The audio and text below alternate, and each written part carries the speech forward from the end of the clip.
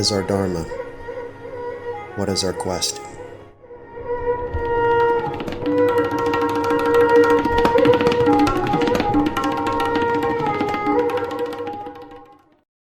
How's it going, everyone? This is Matt Murphy, the host of Dharma Knights. This week, I'm actually going to repurpose some stuff that I've recorded elsewhere at considerably lower quality, although many of you might not notice or care.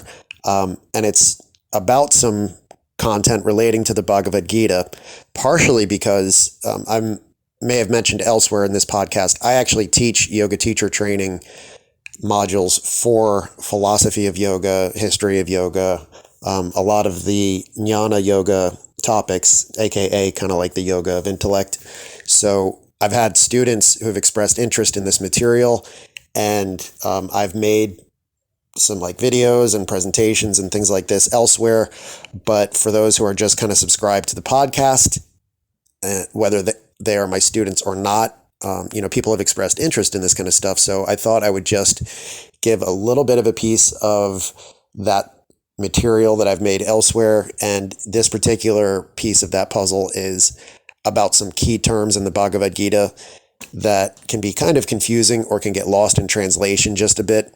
And it's especially helpful for students of like yoga philosophy who want to get to know this better. But it's also, for my money, like very rich and rewarding for just spiritual seekers in general. So hope you enjoy it. Hope you get something out of it, or somewhere in between those two ideas. Thanks.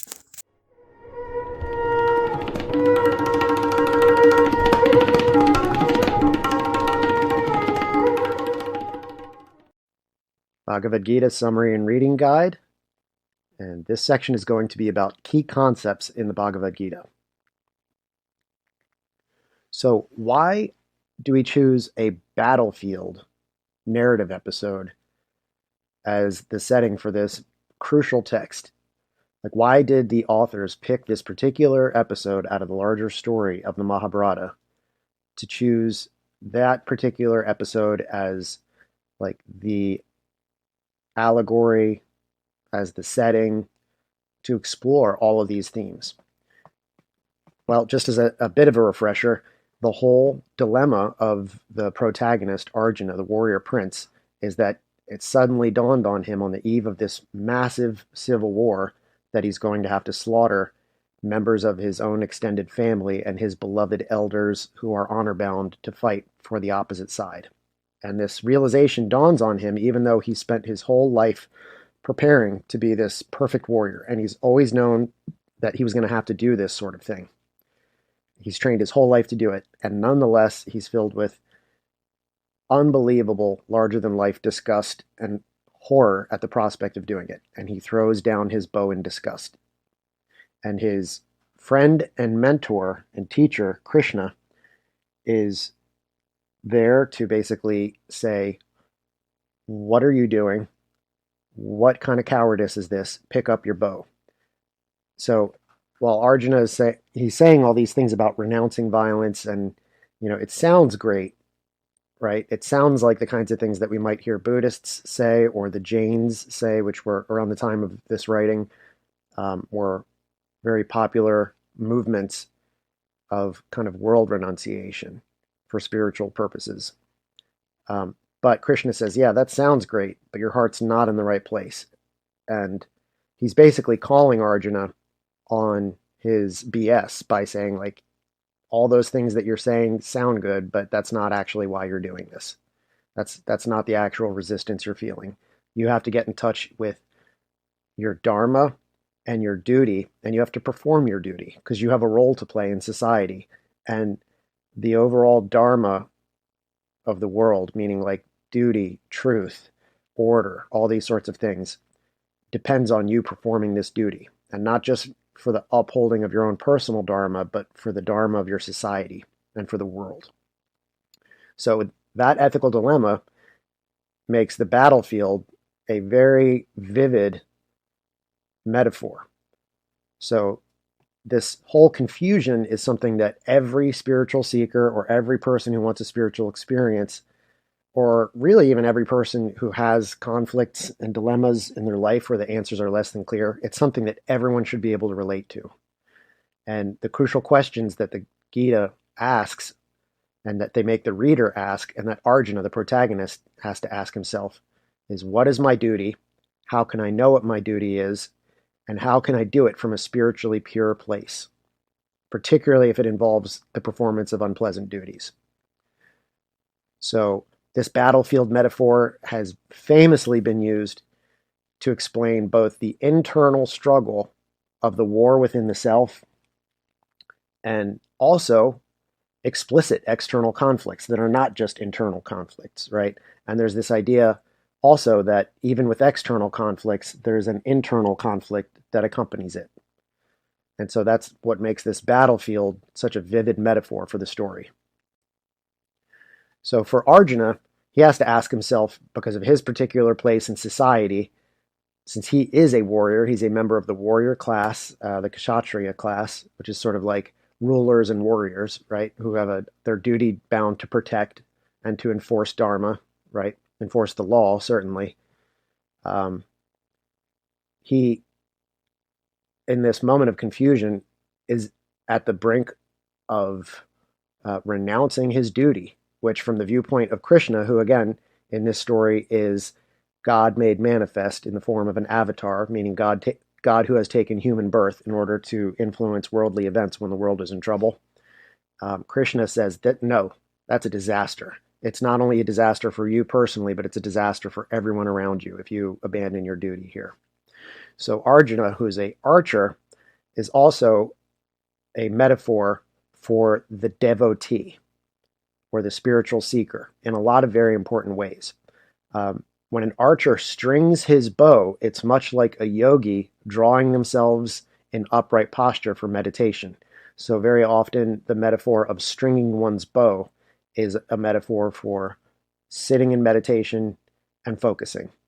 And why focus? Well, if you've ever done archery or shooting or anything that even required you to aim with some hand-eye coordination, you know that it takes focus. In a certain sense, it takes excluding what is not the target and including very sharply just the bullseye.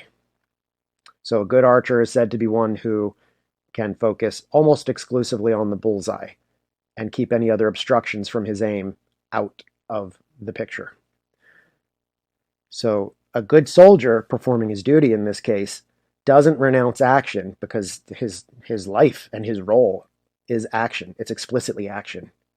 Meaning his role is not to say, forget about all this, I'm going to go meditate under a tree, or I'm going to go do yoga in that field over there and let everyone else untangle this big mess.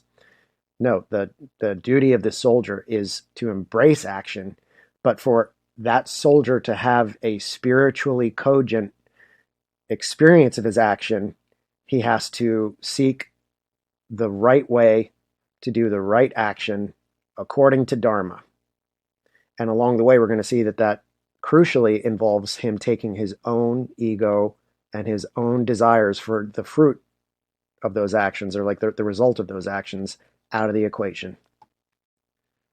So why is God a charioteer in this story? Just by way of context, in this particular warrior society, the warrior, who's kind of a knight in this case, in the chariot is of a high social rank. And by definition, their chariot driver would have been a lower social rank, a distinctly lower social rank. Not like a little bit, not like ambiguously, like there would have been an explicit difference in rank.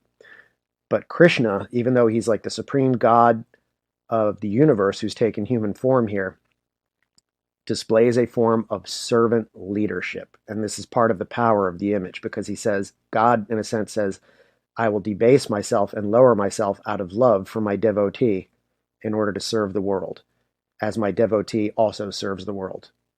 So God serves creation by doing this, and God serves his devotee. And this is only good and possible when the goal is aligned with Dharma. And again, Dharma being like the combination of right action, truth, order, the upholding of the good versus the upholding of ignorance. And I do compare good and ignorance rather than good and evil, because this is not like a biblical or Islamic worldview where there's absolute good and absolute evil. In this way of thinking, what we would call evil really more or less amounts to ignorance. And what becomes the good is that which is aligned with learning of the self and learning what Dharma is and how to align those things. So when one acts according to Dharma, one's in partnership between your own actions and whatever those actions are devoted to. So this makes kind of a partnership in this case between God and his devotee.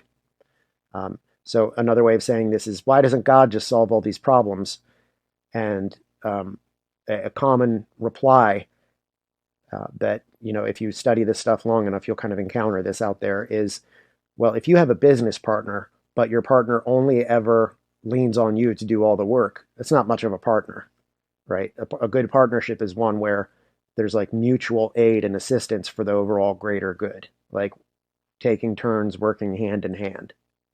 So in this case, the partnership is between Arjuna, who ultimately has the burden of all this action, and Krishna, who's a source of transcendent guidance and wisdom, which he's going to pass to Arjuna. So Arjuna steers the chariot. He literally steers the chariot in this case. Arjuna trusts him to steer him in the right direction so that Arjuna can do his duty. And this is like a very, very profound and important concept. When the devotee allows the God or the transcendent principle to which he is a devotee to steer his actions, he removes his own source of error. Ideally, that's kind of the idea. So it's for the actor to act and the divine to guide. So the concepts of asceticism and monasticism are in the background here, meaning like, oh, what about these spiritual people who renounce the world and go out into the world to do they go out into the forest to do yoga and other bits of tapasya or kind of like harsh discipline. What about these Buddhist monks who renounce the world and go meditate under a tree, or even make like a little monastic getaway for them to all kind of do this together as distinct from the world, like letting the world worry about the world and all these monks do their own kind of monkly duty.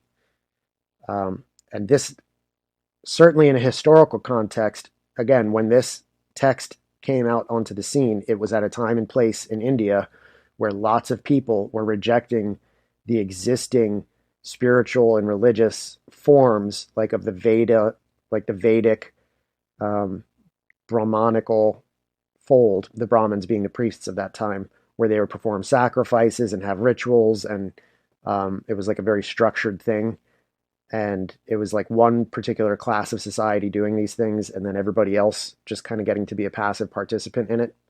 So an analogy you could make is for us Westerners, if you are a Westerner consuming this, is like in Europe, there was the Catholic priests for such a long time who were sort of like the sole owners of all of this Christian spiritual dispensation and spiritual technology. And it was up to them to kind of perform the communion sacrament and all these sorts of things, and everyone else to just passively receive it. So they're like something kind of similar to that in India at this time, where the Brahmins were the priestly class, and they were the ones who kind of owned the spiritual sacrifices or yagnas, meaning exchange, and performed the rituals and memorized the spiritual sacred texts, the Vedas, and everybody else was just more or less like a passive recipient of the output of those rituals, right? And enough people saw Buddhism and Jainism with its monk, like its monastic life as an alternative, that they departed from whatever we could have called Hinduism at that time. And this text explicitly responds to a lot of that by saying, well, how can you still have a spiritual experience and still be involved in the world and not abandon all your responsibilities, since it's not ultimately just about you, right? So what it does is, rather than saying we prioritize a renunciation of the entire world so that we can go be Buddhists or we can go be Jains, it says, no, don't renounce the world, renounce worldly attachment to your actions. Like, still look for the right actions to perform that uphold Dharma, what's good and true and right for everyone, but renounce your own personal ego investment in the rewards. So seek to do the right thing for the sake of doing the right thing, or in devotion to the higher transcendent principle, not because you want a reward, not because you want some sort of benefit for doing a sacrifice. So again, in Vedic Brahmanism, these yagnas were rituals that were performed. Westerners initially would call them sacrifices, but it's becoming increasingly clear that the connotation was more like exchange, kind of like an exchange of goods and services. So, a lot of the Vedas, if you've ever taken the time to listen to them or read them in a language that you understand, they're very often invocations to these deities. Whether it's an invocation to Indra or Soma or Agni or whatever else, where the expectation is that you invoke them and you give them offerings and they perform a task for you. A very sizable amount of that material is made up of those sorts of hymns, right? And the rituals that would accompany them would be like a fire altar where the offerings were made, and the expectation was that some sort of exchange would happen. So the Gita eschews this whole ritualism, and it says that it kind of, in a sense, says that maybe calling it shallow is too strong a word, but it basically says that that's a very incomplete picture. And those who want a spiritual experience will have to find a different path that aligns them with their spiritual principle, rather than just saying, I'm going to do this ritual or this sacrifice and hope to get a specific reward. So the old notion of the yagnas, as I said, was kind of like, I do a sacrifice or a ritual and I get a reward. But in this case, the Gita is espousing something that in the larger sense is a substitute for that. Meaning, just as one example, rather than I sacrifice this offering of like rice or a goat or whatever in exchange for this favor, the Gita says, no, sacrifice your own actions, or at least like dedicate your actions to the higher principle, whether it's to Krishna or whatever else. And in that sense, what you're really sacrificing is your ego's investment in it, because you're doing it for a higher purpose. So it's sort of like proposing a new substitute for the old yagnas or sacrifices, and saying, no, the new sacrifice is not, I sacrifice this so that I get a different benefit. It's, I sacrifice this in devotion to the higher principle for the sake of everyone, for the sake of Dharma, for the sake of what's good and true. So the concept of Brahman, absolute reality is Brahman, and Brahman transcends the world. It's formless, featureless, changeless, and it's not the subject of historical contingencies, meaning it's not affected by events, it's not affected by people. It's somewhere out in another layer of ultimate reality, being itself complete and whole and not subject to change. And we would call that Nirguna Brahman. But the divine, nonetheless, simultaneously participates in this world, in this worldview.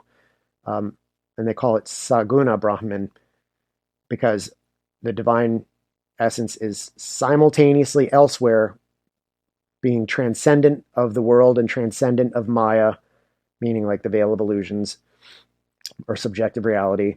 It's beyond that, but it's simultaneously in the machine at the same time in the form of an avatar.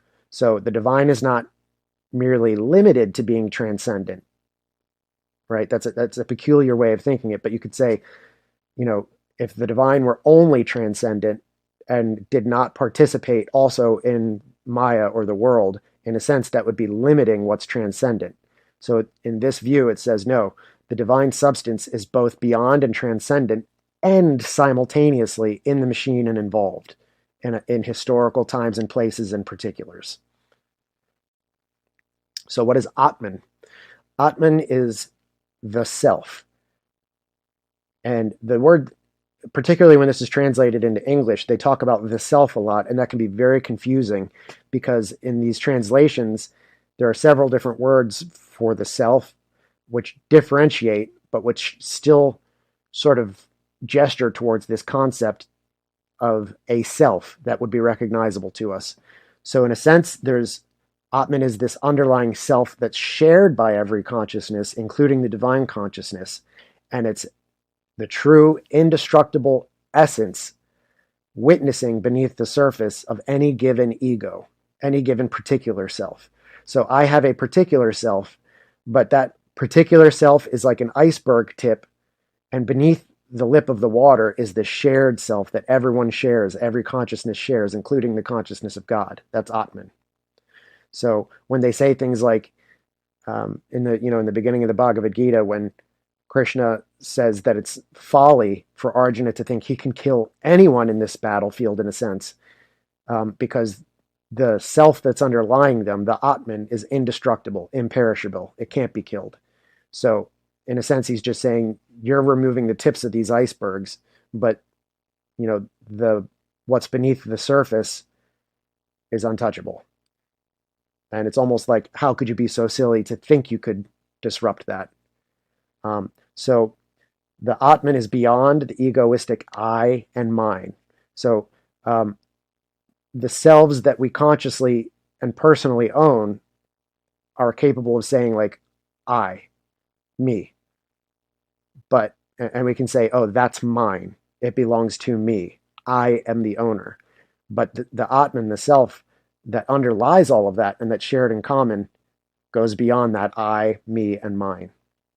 So the goal of the Gita is for everyone to realize the self underlying, to realize Atman, to become aligned with Atman. And in a sense, this ends up helping us to transcend the veil of Maya, meaning subjective experience or illusions. But contrary to popular interpretation, it does not mean that Maya is bad or useless, obviously, because Krishna is saying, no, here in this world, in this veil of Maya, you still have duties to perform and you still have to do them. But it's a way of simultaneously existing and performing in that Maya, but also getting in touch with the divine substances underlying all of it. That's beyond subjectivity, beyond illusions, and ultimately beyond an egoistic I, me, or mine. So one of the consequences of this worldview is that God is a non-dual being. He's simultaneously, or she's simultaneously, and that's actually a good point. God is genderless in this way of thinking. God is simultaneously within us and without us. God is simultaneously transcendent, unchanging, indestructible, formless, but also capable of historical, contingent, specific manifestations in a time and a place, in the form of avatars, so on and so forth. God is simultaneously a distinct consciousness, but also a consciousness that shares our consciousness, like it's shared by every other being. So God is somewhere within your own consciousness as well. God isn't just out there. God is also within, and it's a shared field of consciousness, which there's both the shared consciousness and the particular consciousness, but they are ultimately bound in the same substance. So God is non-dual. He or she is simultaneously the superior, ultimate source of every other deity. So God doesn't just say, I am part of Indra, I am part of Agni, I am part of all these other gods. God is like, it shares substance with those deities, and they're ultimately a manifestation of God. So like in Indra, Agni, so on and so forth, they're manifestations of God. So this is what calls people to call Hinduism pantheism. Rather than saying like, oh, there's one God, it's saying that God is in everything, including other gods. So God is simultaneously all those beings and yet is also distinct. God simultaneously loves all beings and yet is ultimately also their ultimate destruction. Meaning like he loves them, but he's also going to be the destruction of their worldly forms one way or another. So all of this is to say God is both of these things, not either of these things. So that's one of the reasons why it's called non-dual. Dualism says, oh, it has to be one or the other of these things. But non-dualism says it can be both. So another example, God is ultimately knowable, even though God may be momentarily mysterious. So an important part of that is that, like in the goals of the Gita, it's the goal is for the devotee to come to know the self and to come to know God that way too. So in this story, Dharma is the center of moral gravity. Dharma dictates complex determinations of what is the right action in the service of truth and order and purpose, et cetera, et cetera. So it's kind of a complicated concept, but when we talk about why this obsession with doing the right thing, Dharma is the underlying reason. So one of the consequences of this is even seemingly terrible acts like fulfilling your duty to perform a civil war, even seemingly terrible acts may serve the greater balance of necessity, virtue, world preservation, truth, and order. So it might what the specific thing you might be doing might seem terrible, but not doing it could have much worse consequences for everyone. So that this takes the idea of dharma specifically out of a moral absolutist view, which says to do something in one circumstance that's unethical or immoral is in every circumstance unethical or immoral. And it says, no, it's dharma is something that you have to calculate. It's something that you have to weigh the greater good, and you have to put a lot of solemn effort and devotion into formulating what is right. So it's not an easy task. In this way of thinking, war, while terrible at face value, is not necessarily worse than peace or inaction. And inaction in the face of adharma, meaning like the opposite of dharma, inaction in the face of adharma can be disastrous for everyone and for the entire world, not just like every person, but for the world itself. That's one of the things that makes this story very unique and this way of thinking very unique. It actually says, no, the world is worth defending, not just the people in the world, but the world itself.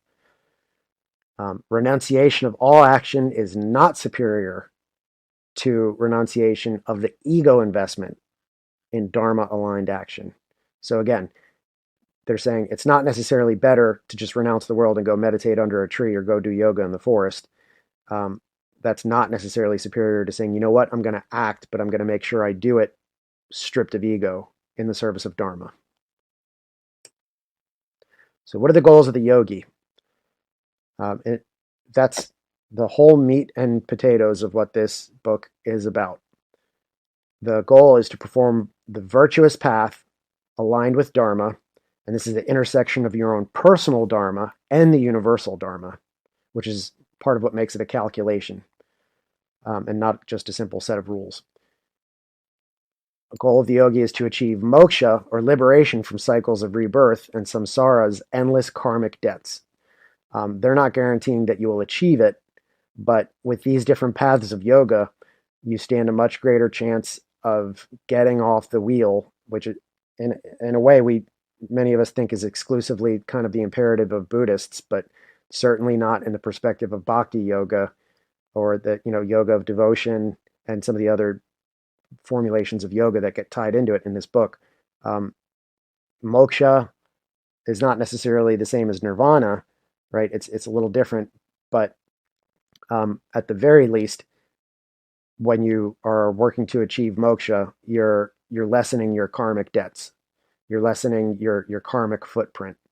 You're lessening what kind of like balance sheet you're accruing as far as like what harm you've done in the world, or even if not strictly in terms of harm, like what consequences are personally yours to account for. So in this way of thinking, you can achieve inner renunciation and peace, even in the midst of a literal war. So you can perform an inner renunciation of your own ego investment, even as you have to personally perform very specific duties. And another goal of the yogi here is to overcome evil, not in like a biblical sense, or in a way that most Westerners think about it, but to overcome the evil of manifested ignorance.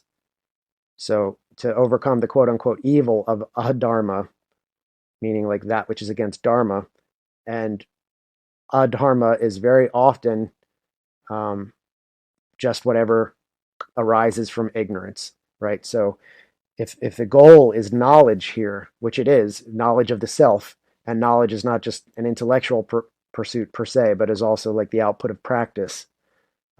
If that is a goal, then it's implicitly to overcome the absence of that knowledge, or to overcome ignorance, and also to overcome ignorance as it manifests elsewhere in the world. So, more goals of the yogi: acceptance of true pluralisms versus false dichotomies. And again, this touches on that non-duality aspect. So the goal of the yogi should learn to recognize when something can be both rather than either. This is a 50-cent word to some of you, I'm sure, but de-alienating yourself, meaning like if you're alienated from someone or something, it means you are no longer, in a sense, unified with that experience as your own person. So a factory worker is alienated from the products of their own labor because they might just all day long screw in one little piece of that part, and then they never see the rest of the process or get any of the profits or whatever else. If you're alienated from a person, you're no longer acting as a unit with that person in any sense. Like if I'm alienated from my friend, I stop calling them. Just some simple examples. So one of the goals of the yogi is to say, oh, if I've been alienated or put into an other category from this other person, how can I, like, in some transcendent sense, unify myself with them again? So the more I come to think of myself as a distinct I, me, and mine, the more I'm getting off the yogic path. So, and the unity of the self in this case, like capital T, capital S, self, is that Atman, which is underlying the ultimate reality, which we all sort of share, including we share that consciousness with the divine as well. So we have to come to know the true self, or that true Atman underlying your own ego, the I, me, and mine. And to do this, we have to penetrate past the illusions of Maya, meaning like past all the illusions of our own subjective experience. And a crucial part of this in the Gita is overcoming the limitations of identifying with your own personal death or even anybody else's. Because in this way of thinking, the self that underlies your personal I, me, and mine is indestructible. So your own I, me, and mine might be destructible and mortal, but the true self underlying it is indestructible. So learning to get in touch with that and to identify more with that versus your own particular I, me, and mine ego. There are 3 distinct paths of yoga recommended, with an optional 4th, according to some readers, and we'll come back to that. But Arjuna says, okay, what is this yoga, Krishna? Please teach me. How do I learn to act according to Dharma? And part of the value of this text is that it doesn't just say, here's 10 simple steps and it's for everybody. It says, no, life is complex. Not everyone plays the same role in society. Everyone's dharma is going to be a little bit different, and everyone's path is going to be a little bit different. And that's part of what is so incredible about this work, is it recognizes that complexity. So what does the supreme God of the universe as spiritual advisor offer? He says, we have several paths, and let's figure out the one that works for you. And also that these paths are not necessarily exclusive, and that one path isn't necessarily better, although he does kind of hint that one is at least easiest or maybe even best, but that it more in the first among equal sense rather than being explicitly best. So karma yoga is the yoga of action, service, right deeds, devoted to the highest consciousness, divested of ego attachment. So that is one of the best paths for Arjuna in this story, because he explicitly is at the verge of having to do a big action or not do a big action. So for him, his path of yoga might be to say, what is the way in which I need to serve? What's the right deeds I need to do in order to serve? And how can I devote those deeds to like the highest good and highest consciousness, divested of my own ego attachment. So I don't make it about me. And that's kind of the rough notes of karma yoga. For jnana yoga, that's the yoga of intellect, of study, of learning and teaching. And that's a very rich path, which can be a lifetime of learning, and you still won't have learned enough. And then there's bhakti yoga, which is the yoga of devotion and adoration. And this is most commonly like, bhakti to God, whether it's in the form of Krishna or Kali or one of these other deities, as kind of the Godhead, which allows you to approach the divine in a specific way. So in the text, Krishna mentions that though all these paths are valid, he expresses that bhakti is kind of his favorite, maybe even the best, but this is another one of those like non-dual answers, because he says he doesn't say it's any more valid than the other ones. They're all equally valid, but that in some ways he hints bhakti is like the best, or at least the one that is most endeared to him personally. So many readers will say that there's also a fourth yoga, like a fourth major branch of yoga, which the text describes, which would be Raja Yoga. And this is like a systematized synthesis of the other three that we just mentioned. And it's all about meditation and disciplined practice. So it can contain elements of karma yoga, or the yoga of action. It can contain jnana yoga, or the pursuit of like spiritual knowledge and intellect. And it can also include devotion or bhakti. And the goal of Raja Yoga would be to explore that consciousness in all of its layers within, both the individual consciousness and the greater universal consciousness underlying it. And this is more fully developed outside of the Gita, for example, in Patanjali's Yoga Sutras. And, there's been some other sources that have taken their own spin on this idea of Raja Yoga. But one of the most common and most popular is Patanjali's Yoga Sutras. Okay, and what are the gunas? This is another crucial concept mentioned in the Gita. They're tendencies and qualities, both of matter or prakriti, but also of consciousness and personalities. So these gunas they're building blocks rather than isolated absolutes. And another thing that I think a lot of people don't understand about them is that they're not meant to be like qualities that are static. They're meant to be dynamic qualities, meaning like they are part of a world in flux. So they are often working together, and the task is to sort of balance them, right? So Ayurveda talks about how these gunas represent different food types, right? In personalities, we can say that someone is dominated by one particular guna or another, even if they have a goal to gesture that guna more towards one of the other gunas, and we'll get to that on the next slide. But this means that they're meant to be changing conditions and changing building blocks, not necessarily like an isolated, non-changing substance. So let's specifically spell them out. There's tamas gunas, tamas guna, which is like dark inertia. And a personality example of this would be lethargy, depression, passive aggression. So, someone with a tamas guna is like someone, like Eeyore from Winnie the Pooh. Eeyore is always depressed. He always, I can't find my tail. No one can ever get him up and going. He's always, he would have tamas guna. Rajas guna is more like passionate. Someone's personality that has a lot of heat or explosiveness. Personality examples of this would be anger, lust, ambition, bloodthirstiness. And just as an example of why these gunas are not necessarily all bad or all good per se, is someone who is a king, just as one example, might need to have a fair degree of Rajas guna driving their actions.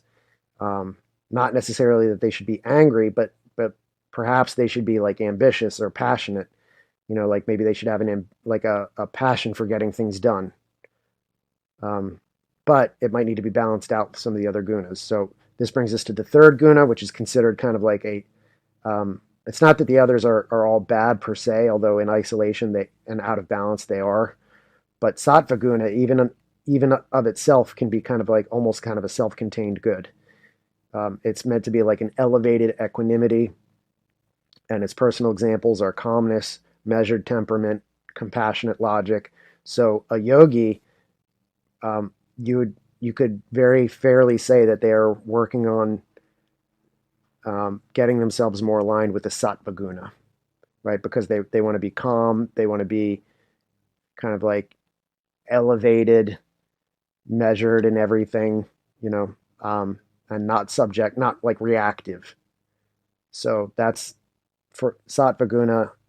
It might be insufficient to say, oh, well, that's the one that's good, and the rest are like mostly bad if they're out of balance. But it is maybe more accurate to say that you could try it, that if you had to pick one of these gunas specifically, no matter what your predisposition was, if you had to pick one of these gunas to try to like gesture towards, sattva guna as a yogi would be the one.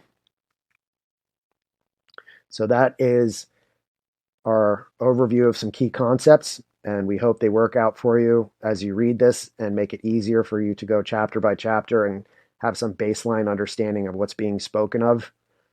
It's a very rich text. It's filled with a lot of really crucial ideas, and having some sort of overview, like a map before you go into the territory, will probably enrich your reading experience quite a bit.